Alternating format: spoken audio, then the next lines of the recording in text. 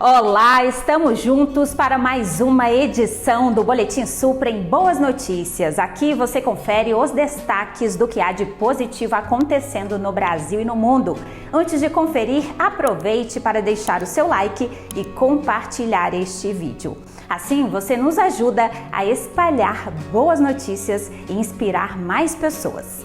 TV Suprem, para uma nova consciência, uma nova televisão.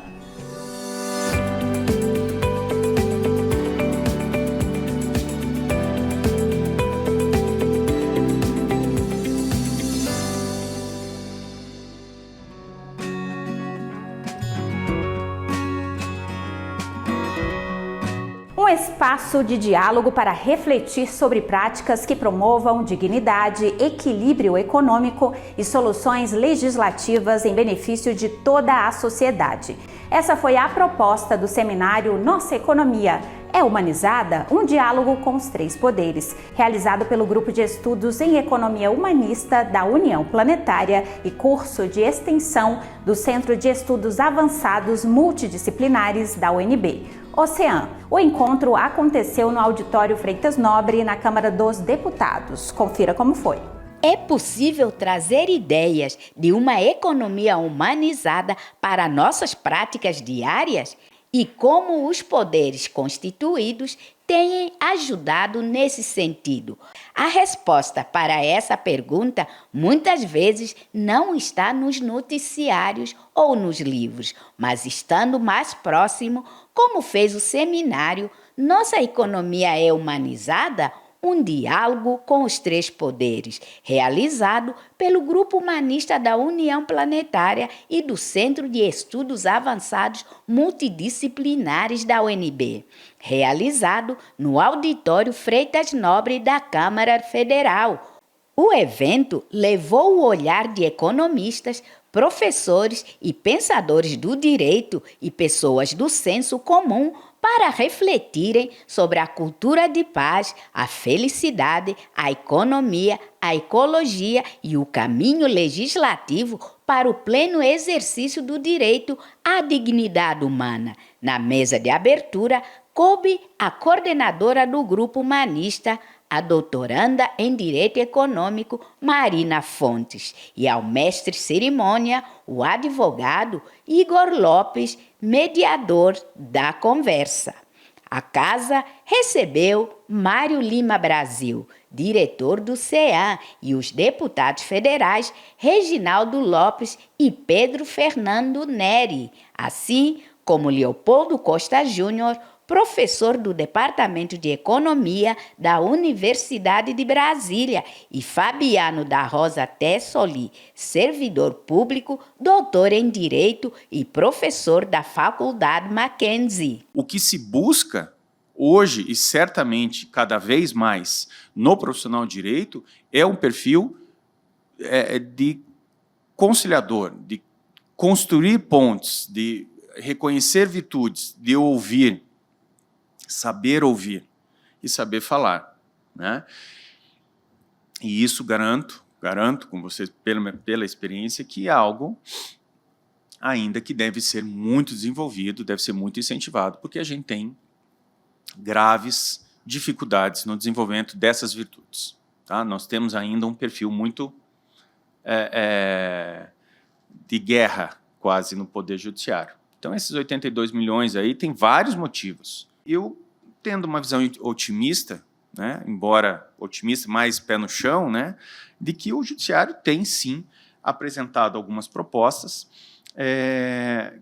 em que a gente pode reconhecer significativos avanços. Quando a gente fala de economia, a gente está falando de oikos nomos, né? A gente está falando de casa, e casa no sentido de lar, né, daqui de onde a gente mora, né, né, não é qualquer construção, né, é o nosso lar, né, e a gente vai juntar com uma outra palavra que é o oikos logos, né, é a ecologia.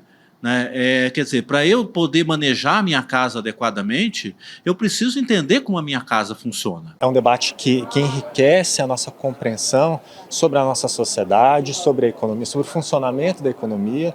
Nós tivemos também um debate, mais ao final, sobre a análise econômica do direito, que também é muito importante. porque decisões judiciais, elas normalmente possuem um impacto muito forte na economia. Então é uma discussão realmente muito enriquecedora. O Grupo Humanista da União Planetária e do Centro de Estudos Avançados Multidisciplinares da Universidade de Brasília realizou durante o ano de 2024 15 encontros, buscando estratégias para uma economia humanizada e a cultura de paz.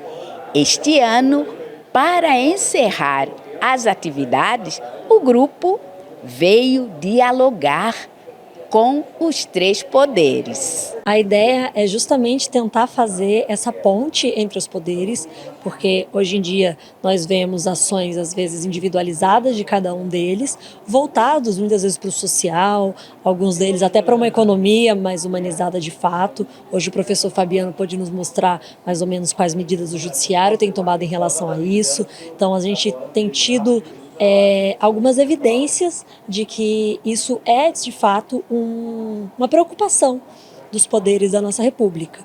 Agora, a ideia do evento é que isso seja dialogado entre eles, entre os tomadores de decisão, né, aqueles representantes do povo também, para poder fazer com que, às vezes, a ideia de a forma que um está lidando dentro da sua instituição, às vezes faz sentido na do outro.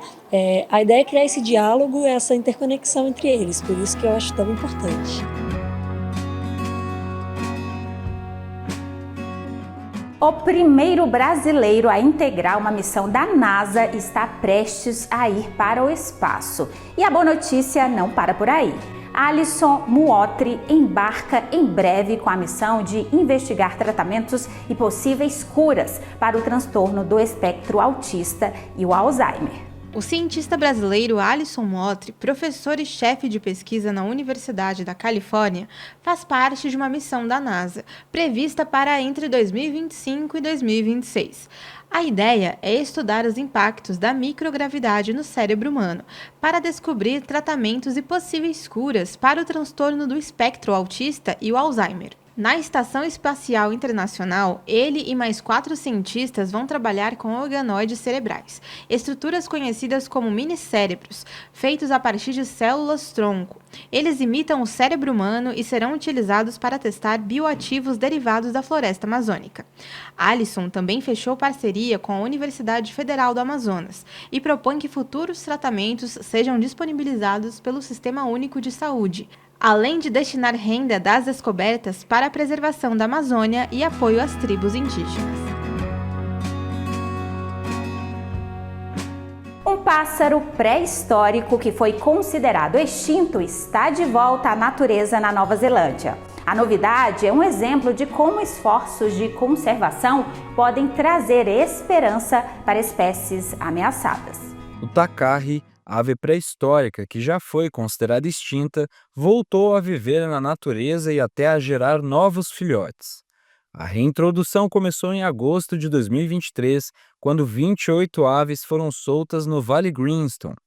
O local, onde acredita-se que os tacarris viveram por séculos, oferece condições ideais para a espécie.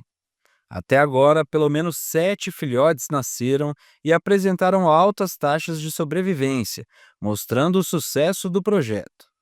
Apesar da boa notícia, a conservação do tacarri é um desafio contínuo. A ave, que não voa, é vulnerável a predadores como furões, gatos selvagens e ratos. O controle de predadores na região tem sido essencial para garantir a segurança da população.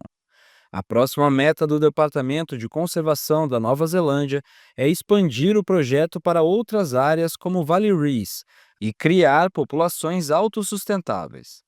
Hoje, a população total de tacarris no país é de aproximadamente 500 indivíduos, número que reflete a dedicação de décadas para salvar essa espécie única.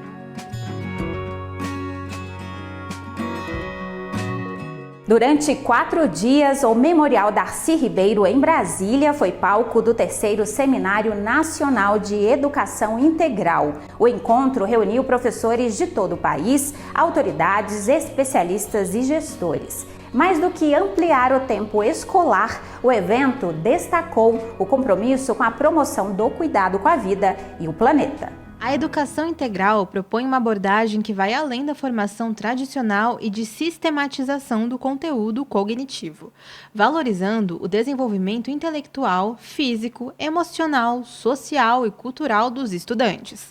Neste ano, o 3º Seminário Nacional de Educação Integral foi realizado na Universidade de Brasília, no auditório da Fundação Darcy Ribeiro.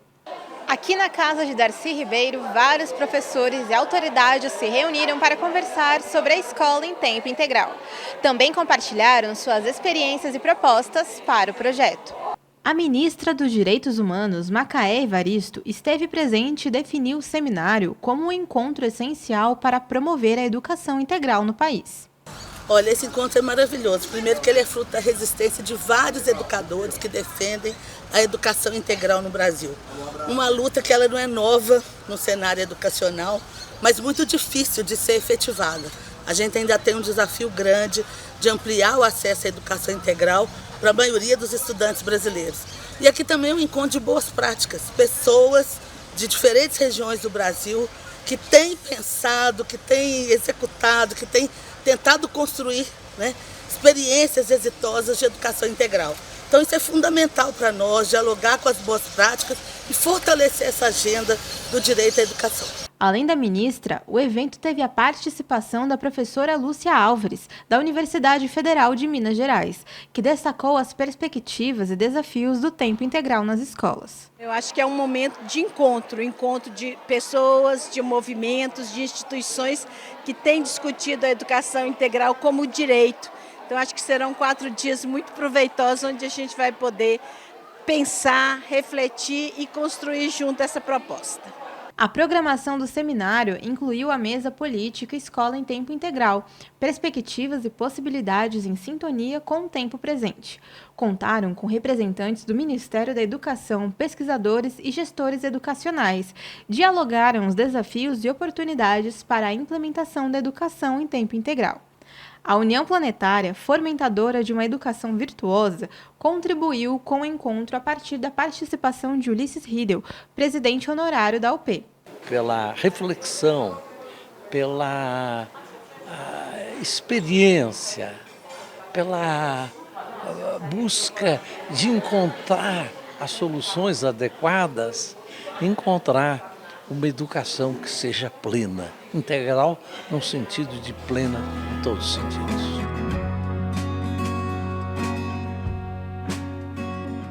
O Brasil está livre do sarampo e de volta à lista de países que eliminaram a doença. Saiba como o programa de vacinação tem feito a diferença para recuperar essa importante conquista. O Brasil recebeu na última semana o Certificado Internacional de Eliminação do Sarampo, Rubéola e Síndrome da Rubéola Congênita, emitido pela Organização Pan-Americana da Saúde. O governo comemorou a conquista, já que o país havia perdido a certificação após um surto que resultou em mais de 10 mil casos entre 2018 e 2019. Desde então, o programa de vacinação de rotina foi fortalecido, aumentando a cobertura vacinal, que passou de 74% em 2021 para 91% na primeira dose e mais de 80% na segunda dose em 2024. O último caso de sarampo registrado no Brasil foi em junho de 2022, no Amapá, sendo relacionado a uma pessoa que veio do exterior. O sarampo é uma doença altamente contagiosa, capaz de infectar até 18 pessoas para cada indivíduo contaminado, com transmissão pelo ar por meio de secreções expelidas ao tossir ou falar. Seus principais sintomas incluem manchas vermelhas, febre alta, tosse seca, conjuntivite e mal-estar intenso. A vacinação é a melhor forma de proteção. A vacina tríplice viral, que também imuniza contra rubéola e cachumba, está disponível gratuitamente na rede pública para pessoas de 12 meses a 59 anos. Segundo o Ministério da Saúde, manter a população vacinada é essencial para garantir que o Brasil permaneça livre do sarampo.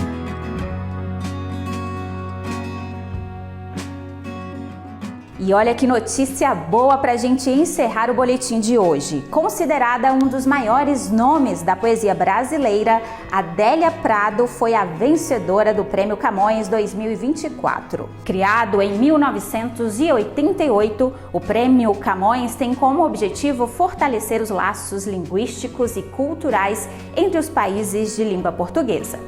A escritora mineira Adélia Prado venceu o Prêmio Camões 2024, considerado o mais importante da língua portuguesa.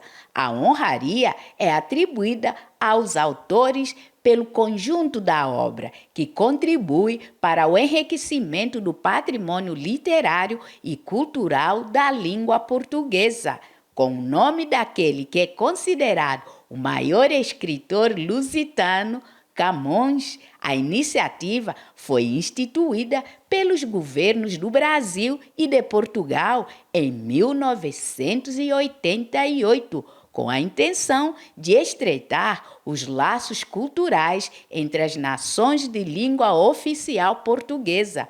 Poetisa e romancista de temas íntimos e religiosidade, autora de livros como Bagagem, O Coração Disparado e Jardim das Oliveiras, Adélia Prado estreou em 1975 e é considerada herdeira de Carlos Drummond de Andrade, autor responsável por apresentá-la ao mundo e que escreveu sobre ela. Adélia é lírica, bíblica, existencial, faz poesia como faz bom tempo. A premiação é concedida por meio de subsídio da Fundação Biblioteca Nacional, entidade vinculada ao Ministério da Cultura e do Governo de Portugal. Um dos maiores nomes da poesia brasileira e também vencedora do Prêmio Machado de Assis, atribuído pela Academia Brasileira de Letras, vai receber como premiação do Prêmio Camões 2024 100 mil euros, o que equivale a cerca de 600 mil reais. Um dos maiores prêmios do mundo em questões literárias. E assim nós encerramos esta edição do Boletim Supra em Boas Notícias. Muito obrigada pela sua audiência. Siga bem informado, confira outros conteúdos inspiradores e positivos no canal da TV Supra no YouTube e acompanhe as redes sociais da União Planetária. Até mais!